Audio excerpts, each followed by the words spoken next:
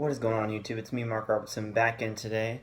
And really quickly, just want to say thank you guys for getting me up to 83 subscribers. I knew you guys would do it. Now we're going to shoot for 90 plus. So that's the new goal for this video.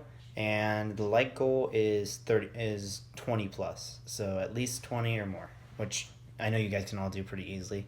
I really appreciate the like and the support and the comments down below.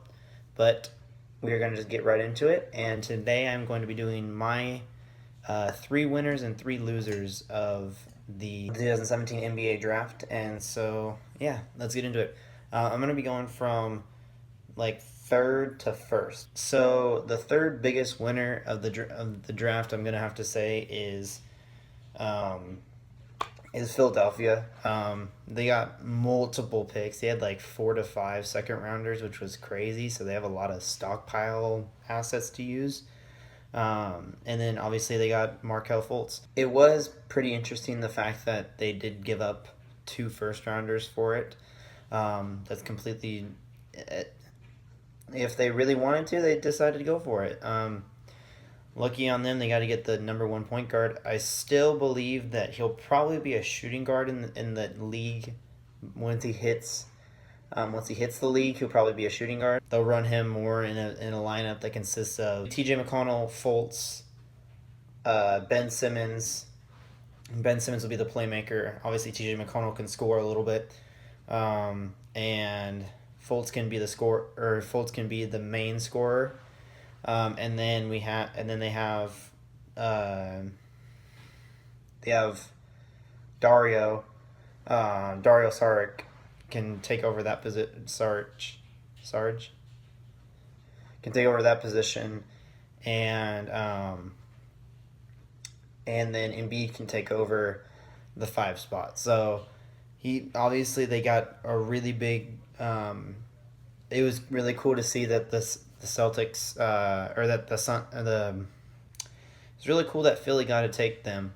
Got to take him at 1 because it really just solidifies their roster even more. Obviously, it was a lot of assets to give up. They gave up 2 first rounders for the next 2 years. So, yeah. So let's move on to number 3 on the losers board, and I'm gonna go with the team that they traded away, and that was Boston. If Danny Ainge is right, then I don't see the point of why they traded the first pick if they knew that all along they were going to take Jason Tatum at 1. Because that's what Danny Ainge said. He said, I would have planned to take Jason Tatum at 1 even if Fultz was still there. If Danny Ainge would have seen Fultz to be who he could be as a shooting guard, I'm pretty sure they probably would have played him at shooting guard and just pushed Avery Bradley to the bench. The one upside is they did get Jason Tatum, who's going to be a good all-around scorer for them. Like I said in the last video, definitely helped them out a lot.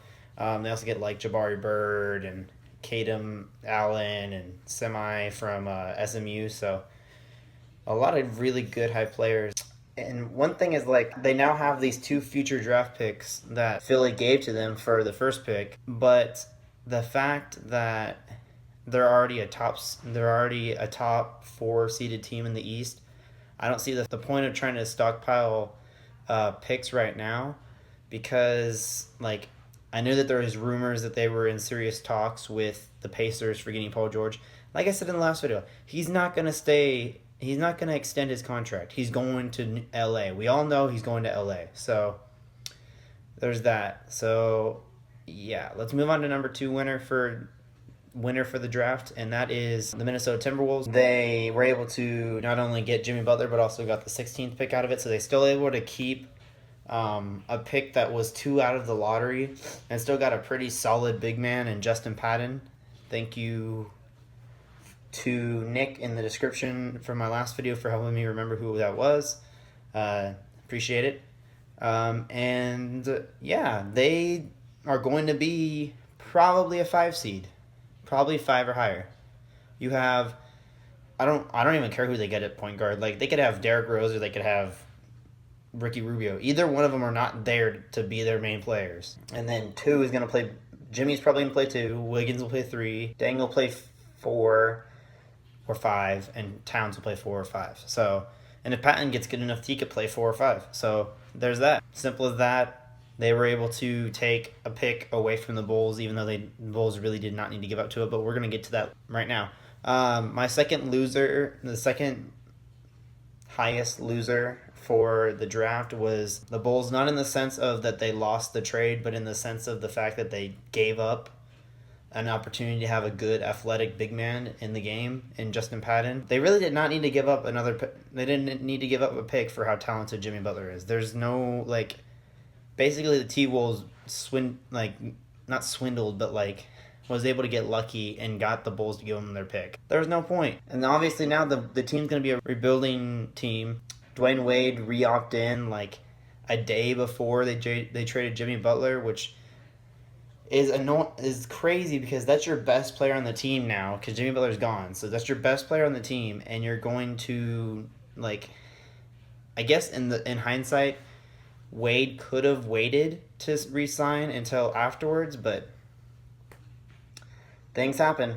So he'll probably either demand a buyout. Like, I wouldn't want to be on a team that just traded away your best player. So, but like I said, they did get LaVine, Dunn, and Markkanen out of it. Markkanen will obviously be a good big man shooter. Hopefully Chris Dunn will get a good amount more time at point guard, since if Rondo's gone, if Rondo's heading to the Pelicans or wherever he's heading, then that's going to end up being Dunn. Dunn will end up being at the starting point guard position for the Bulls. So LaVine will be their starting shooting guard, which is fine. If Wade stays, then he'll be 3. Unless Wade will probably start a point guard or LaVine. You never know with this league how that works, because like even like Antetokounmpo played 1 before, so there's that.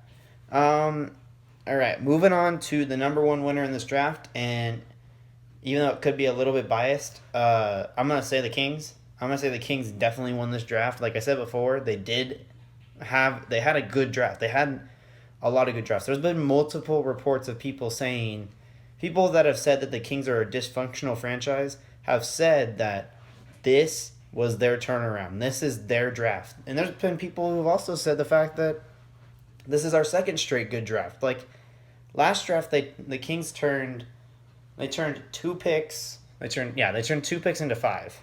Or they turned 2 picks into 4. And they got Papianis, who is not a bust. Scalabiciere, who is a lot better than everyone thought he was going to be. Hopefully he comes back with a lot of muscle. But it's fine. He's still going to be our starting power forward. And then they got someone that they could stockpile away in Isaiah Cousins down in Reno. He'll probably play on the summer league team, which I'm excited to see. Hopefully to see him and Buddy get back to it. It'd be kind of cool to see, like, if the Kings can't re-sign anybody and they just go for it, I'm going to say they bring Isaiah Cousins back up from Reno, and that's going to be their 3-string, and just let him play with Buddy every once in a while and see what happens. But yeah, back-to-back drafts. We added 8 rookie contracts in 2 drafts. That's crazy. Like, De'Aaron Fox, Justin Jackson, Henry Giles, and Frank Mason. So yeah, Kings definitely won this draft. All right, going on to the biggest losers in this draft, I'm going to put New York at number 1. Even though they got Frank Ntilikina, who is going to be a pretty good starting point guard at some point or another, Phil Jackson and the ownership kind of put themselves in a hole. Over the last 2 years, you have seen them hate on their 2 best players, on Kristaps Porzingis and on Carmelo Anthony. Wow. But the one thing is, I feel bad for Knicks fans because now they have to watch these games and see how awkward it's going to be with, like, 2 of their 2 best players, like, not knowing what the ownership is doing and just going off and saying, and like, the games are going to be really awkward to watch when you have somebody, like, not being able to, like, enjoy what they're doing on their team. Like, say this whole trade rumor thing didn't come down to it, and like say it didn't really matter if Kristaps went to the closing meeting, it would be all avoided. He would come back. He would play happily. He would be okay. There's a lot of there's a lot of New York fans that have changed their mind and said that they were very happy that the Knicks drafted drafted Kristaps Porzingis. But the same thing would happen with Carmelo. Like, if nothing would have been said about Carmelo, we would be fine. There'd be no problem. But I'm gonna like the biggest thing that has to happen this year is like before the start of this offseason, the biggest thing that has to happen is New York needs to trade both Carmelo Anthony and Kristaps Porzingis before the end of the year. Like they might have to trade. They might have to end up trading them both for lower than their price, because it's like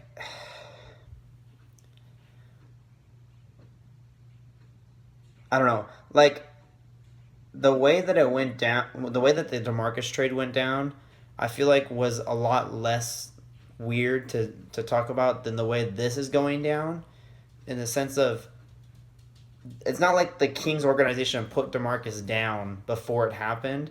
In this situation, Phil Jackson Phil Jackson is putting down Porzingis and Carmelo whenever he gets a chance. Like on live television, he's been saying that he doesn't like them. He doesn't like the fact that they're not complying with stuff. Like they're okay. Kristaps is going to be a future All-Star, and Carmelo is already an All-Star beast. So you expect them to like want to listen to you about stuff that's going to hurt their careers? Yeah, no. Like no. So yeah, I'm not like hating on New York. I'm just saying I wish New York knew exactly what they wanted to do, because I feel like they're not figuring it out. And I hope Knicks fans the best, because I really do want to see them get back to where they were. Just like I want to see like how I want to see my team get back to where they were. It's just it's hard. It's hard with this kind of situation. Like we've heard for Kings fans, when the DeMarcus stuff was happening, we were hearing about it a lot. We would hear random rumors every once in a while, but at least like ownership did not put him down. They just simply traded him. That's all they did. They just traded him when they felt like it was most necessary. But yeah, like I said, 3 winners are Philadelphia, Minnesota, and Sacramento. Sacramento by far amount. And 3 losers, Boston, the Bulls, and New York. So that's my 3 winners. That's my 3 losers. I hope to see down in the comments what you guys have to say about that. Hopefully I get to see your guys' winners, your guys' losers. I love talking to you guys. You guys all know that. Make sure to keep hitting the like button. It really does help and support. I like to see how you guys are enjoying my videos. And also, make sure to hit that subscribe button. Like I said, I would like to get 90 or more after this video. But also, please share my videos. It just helps us get more people involved. And I know there's a lot of Kings fans that like to hear people that talk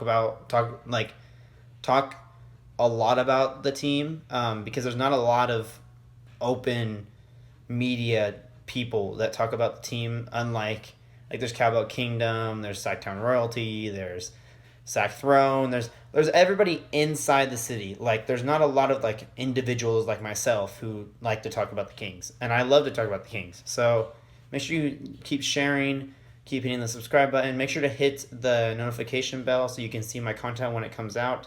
I would like to see any of you guys, like, go ahead and write down below that you're a part of my notification squad in the comments. I would love to see who is a part of that. But yeah, I'll catch you guys all later, Hoop fans.